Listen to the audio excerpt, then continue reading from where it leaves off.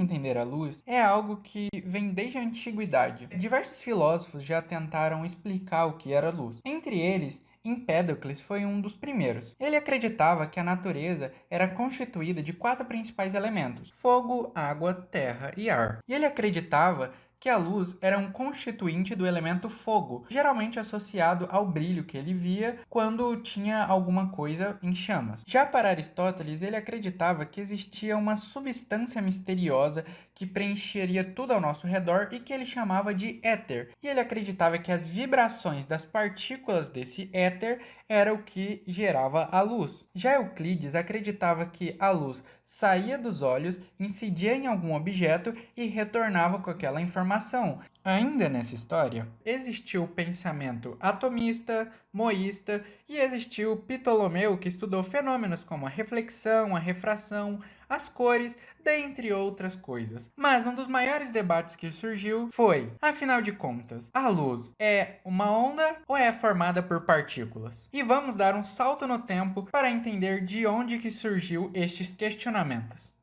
Então, no século XVII, surgiu o grande embate: Newton versus Huygens. Sendo que para Newton a luz era composta de diversos corpúsculos, ou seja, partículas. Já para Huygens, a luz tinha característica ondulatória. Então, para Newton, ele acreditava que quando a luz passasse do ar para a água, a luz aumentaria sua velocidade, devido à maior atração pelas partículas da água. Já Huygens acreditava no contrário. Ele acreditava que a luz diminuía sua velocidade quando incidia na água, sendo que quem estava certo seria comprovado mais adiante. Mais adiante, Thomas Young mostrou que a luz apresentava característica ondulatória, com a sua famosa experiência, a dupla fenda. Ele pegou um feixe luminoso, que aqui é representado por uma lanterna, e incidiu primeiro numa fenda com um furinho só, depois numa fenda dupla, daí o nome dupla fenda de Young. E o que se percebia é que formava um padrão característico na parede de fundo, que é chamada de anteparo. E este experimento mostrava que a luz era uma onda, pois seria muito difícil de explicar com a teoria corpuscular do Newton, sendo que as partículas da luz incidiriam na parede dessa segunda fenda, criando pouca ou quase nenhuma incidência da luz no anteparo. Já na teoria ondulatória do Huygens, aconteceria um fenômeno chamado difração, o que explicaria as franjas formadas no anteparo. Mesmo antes de Newton,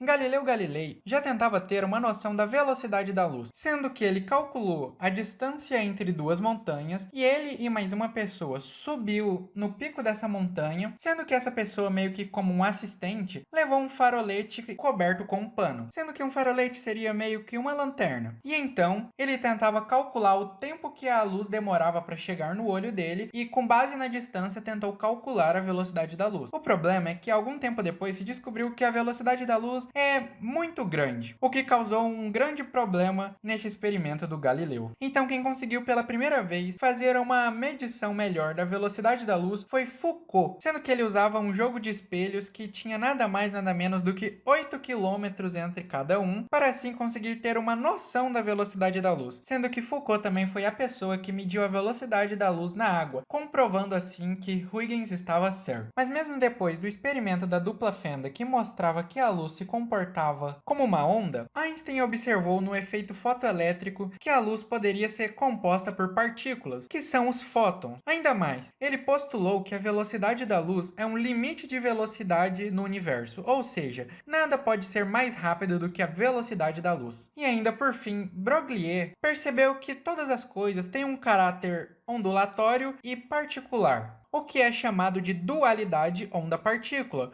o que é o caso da luz. Existem momentos em que ela se comporta como partícula e ora ela se comporta como onda. E um dos experimentos que foi usado para demonstrar essa teoria foi o experimento da fenda, só que usando elétrons, onde ele se comportou como onda, demonstrando que as coisas têm caráter dual, ou seja, de onda e de partícula. No entanto, objetos macroscópicos geralmente apresentam um comprimento de onda muito pequeno, sendo muito difícil de observar.